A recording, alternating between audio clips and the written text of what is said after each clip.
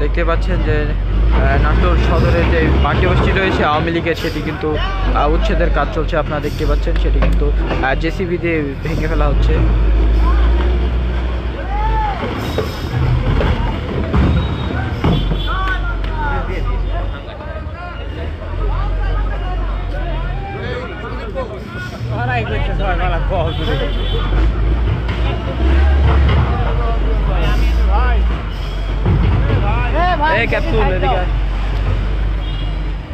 দর্শক আপনারা কিন্তু দেখতে পাচ্ছেন এটি হচ্ছে নাটোর যেই রেজিস্ট্রারি অফিস রয়েছে, রেজিস্ট্রারি অফিসের ঠিক পাশে যেই আওয়ামী লীগের যে পার্টি অফিসটি ছিল সেটি কিন্তু জেসিবি দিয়ে উচ্ছেদের কাজ চলছে। আপনারা কিন্তু দেখতেই পাচ্ছেন।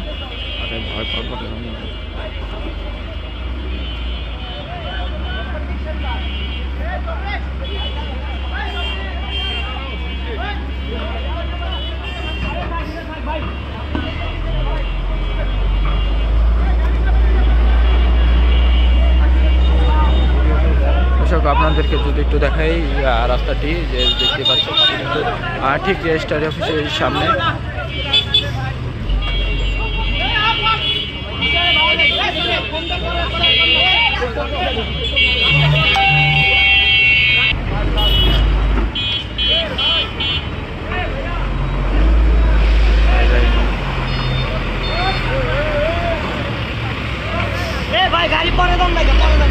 দর্শক আপনারা দেখতে পাচ্ছেন পার্টি অফিসের যে ভবনটি ছিল সেটি কিন্তু ইতিমধ্যেই উচ্ছেদের কাজ কিন্তু শুরু হয়ে গেছে এবং সেটি কিন্তু উচ্ছেদের জন্য জেসিবি কিন্তু যারা ছাত্র ছিলেন, সাধারণ ছাত্র, তারা কিন্তু ইতিমধ্যেই জেসিবি দিয়ে কিন্তু তারা তাদের যে পার্টি অফিস রয়েছে সেটি কিন্তু দেখতে পাচ্ছেন উচ্ছেদ শুরু করে দিয়েছে।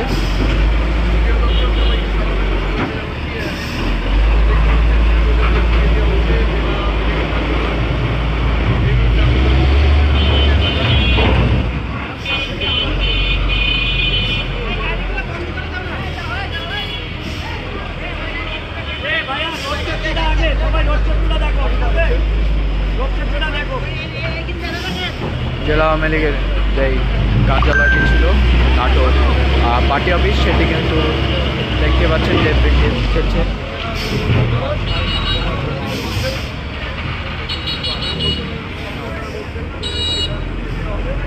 দেখতে পাচ্ছেন যে পুরো বিল্ডিংটাই কিন্তু আজকে এখানে ভেঙে ফেলা হবে। তো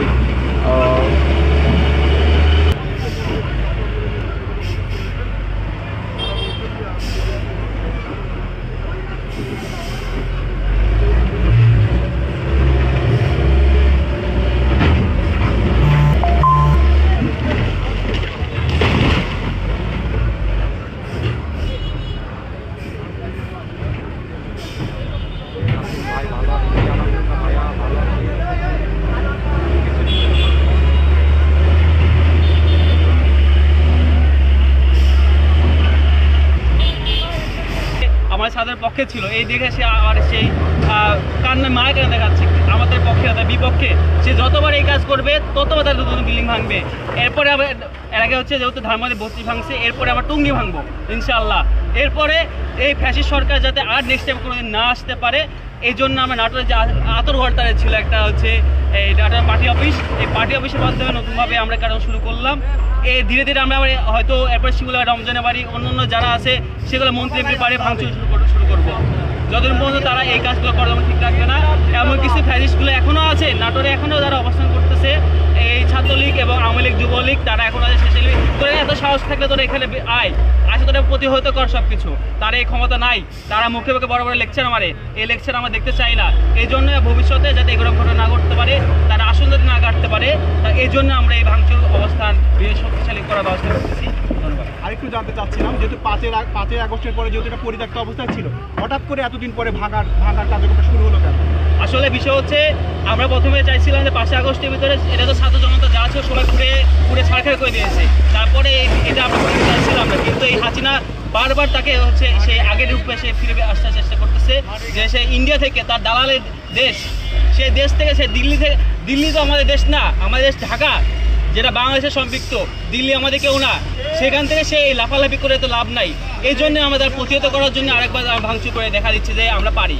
পরবর্তীতে এই ভূগোল বাদে বা অন্য কোনো ভবন বা স্থাপনা আপনাদের এই পরিকল্পনা রয়েছে কিনা, যেটা আপনারা ভেঙে দিতে চান?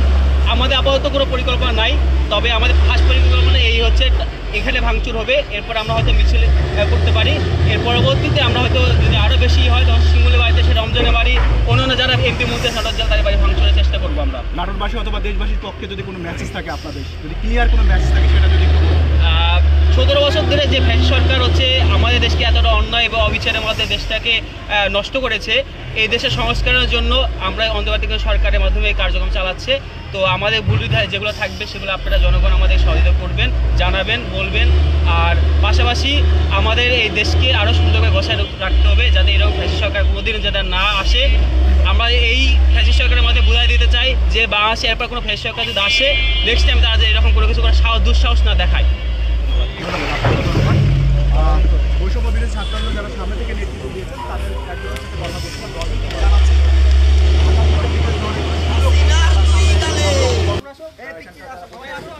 আমরা বিগত দিনে দেখতে পেয়েছি 5ই আগস্টের পরে আমরা মনে করেছিলাম এ দেশে ফ্যাসিস্ট শেষ হয়েছে, নতুন করে আর কোনো ফ্যাসিস্টের জন্ম হবে না।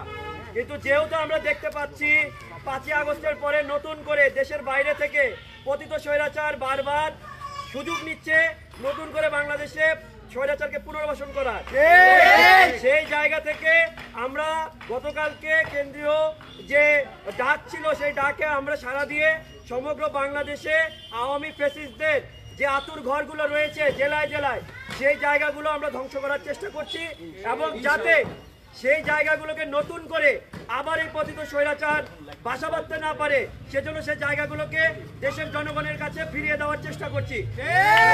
এই ধারাবাহিকতায় আজকে নাটোর জেলার যে আওয়ামী লীগের যে ফ্যাসিস্ট স্বৈরাচারের পার্টি অফিস ছিল সেটাকে আমরা ভেঙে গুড়িয়ে দিয়ে সেখানে দেশ ও জনতা, আমাদের নাটোরের যে শিশুরা আছে, একটু আগে আপনারা দেখতে পেয়েছেন, শিশুরাও এই স্বৈরাচারকে তাদের ধিক্কার ও মানে তাদের যে ক্ষোভ সেটা জানিয়েছে।